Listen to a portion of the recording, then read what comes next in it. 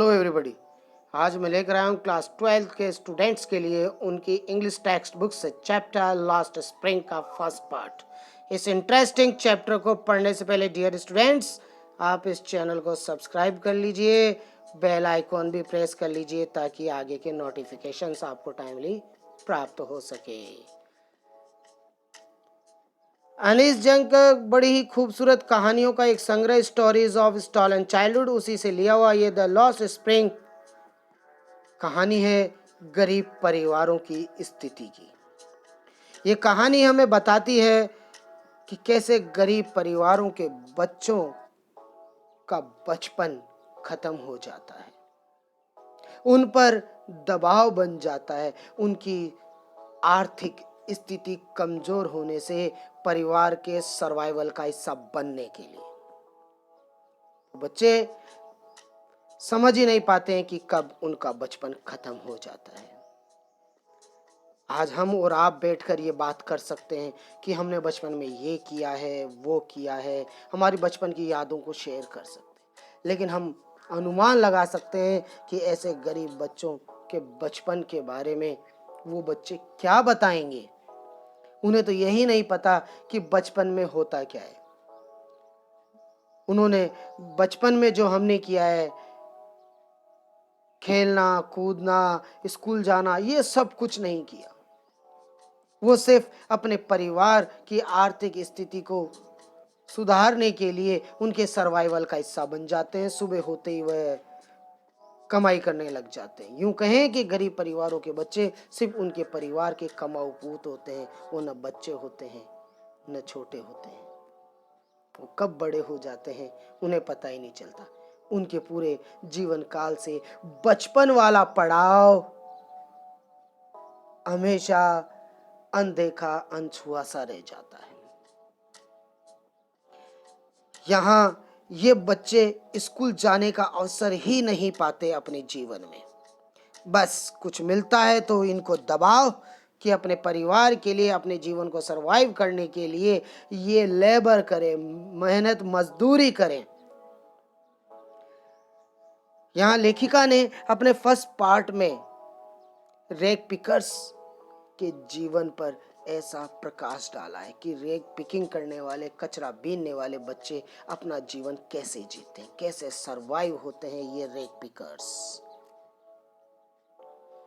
तो आइए बात करते हैं लॉस्ट स्प्रिंग के फर्स्ट पार्ट, जो कि साहेब नाम के एक रैग पिकर की कहानी है। ये कहानी शुरू होती है अनीस जंग लेखिका की उस गरीब बच्चे साहेब से मुलाकात से। जैसे ही लेखिका साहेब नाम के उस गरीब लड़के से मिलती है, वह देखती है कि साहेब नाम का लड़का कचरे के ढेर में सोना ढूंढ रहा था। सोना नाम जैसे आया और हम बात कर रहे थे कि वो भी कचरे के ढेर में, सोचेंगे हम कि ये तो काल्पनिक बात है, कचरे में सोना नहीं। जरा इन गरीब बच्चों से पूछ के देखे हम तो हमें पता चलेगा कि ये गार्बेज डंप्स उनके लिए गोल्ड माइंस है और ये गार्बेज उनके लिए गोल्ड है। इन जैसे बच्चों को तो स्कूल जाने का मौका ही नहीं मिलता। अपने सोना रूपी इसी कचरे को वो ढूंढने के लिए सुबह होते ही निकल जाते हैं। अधिकांश ऐसे बच्चे ऐसे परिवारों से बिलोंग करते हैं जो ढाका बांग्लादेश से आए हो। इन जैसे बच्चों के लिए इनके आसपास में कोई स्कूल नहीं होती। और जिस बच्चे की हम बात कर रहे हैं साहेब की, जिसका पूरा नाम है साहेब आलम, उसे तो अपने नाम का मीन भी नहीं पता कि उसके नाम का मीन है लॉर्ड ऑफ द यूनिवर्स। अगर उसे अपने नाम का मतलब पता होता तो शायद वो शर्मिंदा हो जाता कि जहां उसका नाम ये बताता है कि वो ब्रह्मांड का देवता है और कहां उसका कचरा बीनना, तो अपने आप में ही वो शर्मिंदा हो जाता कि वो तो अपने नाम को भी सार्थक नहीं कर पा रहा, जीवन को तो कहां से करेगा। But he does not know what it means. उसको तो पता ही नहीं कि उसके नाम का, उसके जीवन का क्या अर्थ है। वह तो गलियों में अपने मित्रों के साथ यूं ही घूमता रहता है। इन जैसे बच्चे नंगे पांव चलने वालों का एक दल है सुबह होते ही वह अपने काम की तलाश में, जो कि कचरा बीनना है उनका काम, वो निकल जाते हैं और दोपहर होते ही फिर वापस आ जाते हैं। नंगे पांव चलने वाले ये बच्चे चप्पल और जूतों के बिना ही सड़कों पर गलियों में घूमते नजर आते हैं। ये चप्पल जूते भी अफोर्ड नहीं कर पाते। इनसे पूछने पर कि क्यों वो नंगे पांव चलते हैं, वो यही कहेंगे अपनी गरीबी को छिपाते हुए कि इनकी माताएं अलमारी पर से इनको चप्पल जूते निकाल कर देते ही नहीं, क्योंकि कहीं बाहर गिरा आएंगे।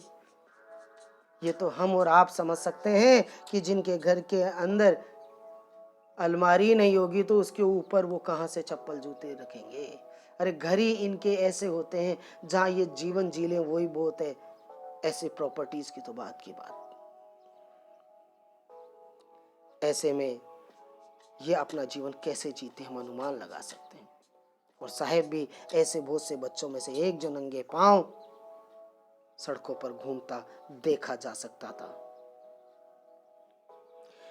अधिकांशतः बच्चे जो ये नंगे पांव चलने वाले थे, ये जैसा कि हमने कहा कि ऐसे परिवारों से बिलोंग करते हैं जो बांग्लादेश से आए थे, जहां तूफान आने से उनके घर खेत सब तबाह हो गए और अपने आप को सरवाइव करने के लिए वो भारत जैसी जगहों पर भी आ गए।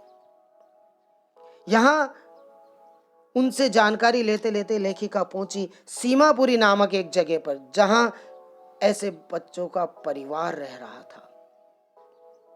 सीमापुरी जो दिल्ली की सीमा से लगने वाला एक क्षेत्र, जहां डेवलपमेंट और प्रोग्रेस जैसी तो कोई बात ही नहीं। घर भी है तो वहां मड के, जिनकी छतें टीन और प्लास्टिक यानी टारपोलिन की इनकी छतें। ड्रेनेज सिस्टम भी वहां नहीं। पूरा माहौल बदबू से भरा हुआ, गंदगी से सना हुआ। ऐसे माहौल में 10,000 से ज्यादा रेक पिकर्स वहां पिछले 30 सालों से रहते आए हैं, जब से वो सन 1971 के बाद 1971 के बाद बांग्लादेश से यहाँ वो लौटे थे। उनके पास में यहाँ रहने की कोई आइडेंटिटी नहीं है। वो लीगली यहाँ नहीं रह सकते, लेकिन फिर भी रह रहे हैं, क्योंकि यहाँ उनके पास में राशन कार्ड है, जिससे वह अपने पेट भरने के लिए कुछ जुगाड़ कर लेते हैं। सस्ता मंदा कुछ मिल जाता है खाने के लिए, उससे काम चल जाता है। इसके अलावा वोटिंग लिस्ट में उनका नाम है, जिससे वो वोट भी दे लेते। इसके अलावा उनकी कोई पहचान नहीं है यहाँ, फिर भी वो यहाँ खुशी खुशी रह रहे हैं, क्योंकि उनका मानना है कि सरवाइव होने के लिए जो चाहिए वो है भोजन, और अगर वो हमें यहाँ मिल रहा है तो हमें उस पहचान की कोई आवश्यकता नहीं है जो हमें अभी तक नहीं मिली है। ऐसे हालातों में यहाँ के बच्चे बड़े होते रहते हैं और अपने परिवार के सर्वाइवल का पार्ट बन जाते हैं। यहां सीमापुरी नामक जैसी जगह पर सर्वाइवल का मतलब है रैग पिकिंग, जो कि इतने लंबे समय से चलते आए हुए काम की वजह से फाइन आर्ट का रूप ले चुकी है। इसीलिए कहा कि गार्बेज इनके लिए गोल्ड है। जहां अच्छा सा कचरा इनको मिल जाए तो समझ लो बहुत कुछ इन्होंने अच्छा सा कर लिया। कभी कभार एक बच्चे को अगर यहाँ कोई सिक्का मिल जाता है 1 रुपए का, तो वह इस आशा में कि और मिलेंगे, वह बार बार उस कचरे के ढेर में ही अपना हाथ घुमाता रहता है कि कहीं कुछ और मिल जाए उसको।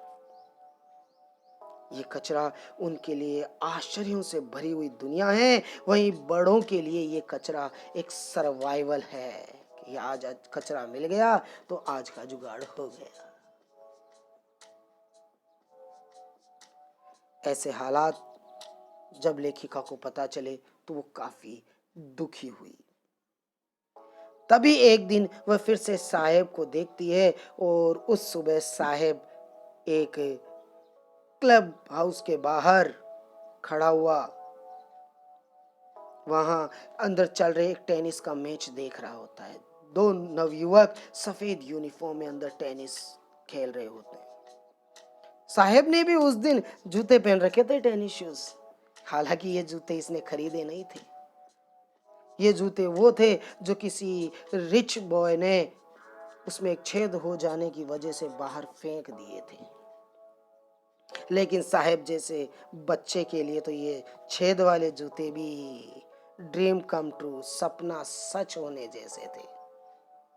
इससे हम समझ सकते हैं क्या स्थिति होती है इन बेचारे गरीब बच्चों की, कि चप्पल जूते भी पहने तो किसी के फेंके हुए पहने, अन्यथा इनको तो यही लगता है कि हमारा तो जन्म नंगे पांव हुआ और हम जब मृत्यु को प्राप्त करेंगे तब तक कभी शायद चप्पल जूते पहनेंगे ही नहीं, हमारा तो काम है सिर्फ कचरे बीनते रहना, यही हमारा जीवन, यही हमारी दुनिया।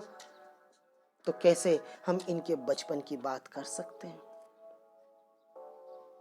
कहानी आगे बढ़ती है और एक नया ही मोड़ आ जाता है।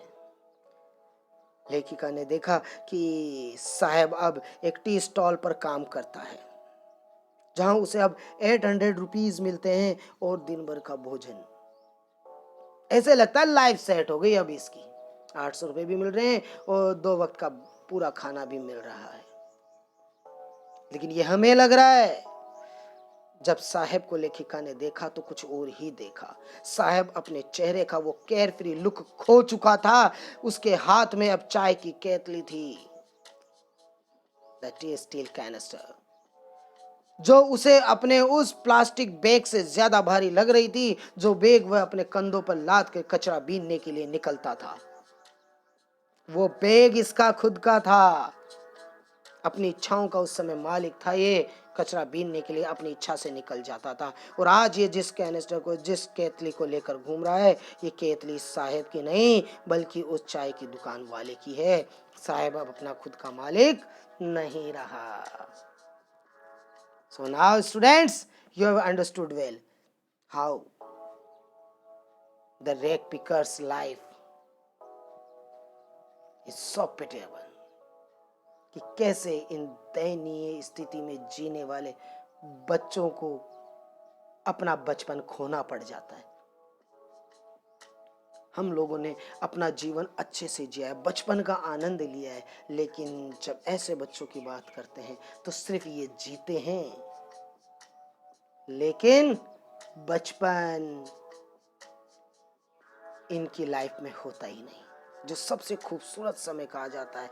बड़े सोच समझकर इस पाठ का नाम रखा गया है लॉस्ट स्प्रिंग। जैसे ऋतुओं में सबसे खूबसूरत ऋतु होती है बसंत, ऐसे जीवन में सबसे खूबसूरत पल होता है बचपन। और यहाँ ये बचपन कैसे इनका खो जाता है, यही इसमें जाना है। So students, that's all for today. Thank you.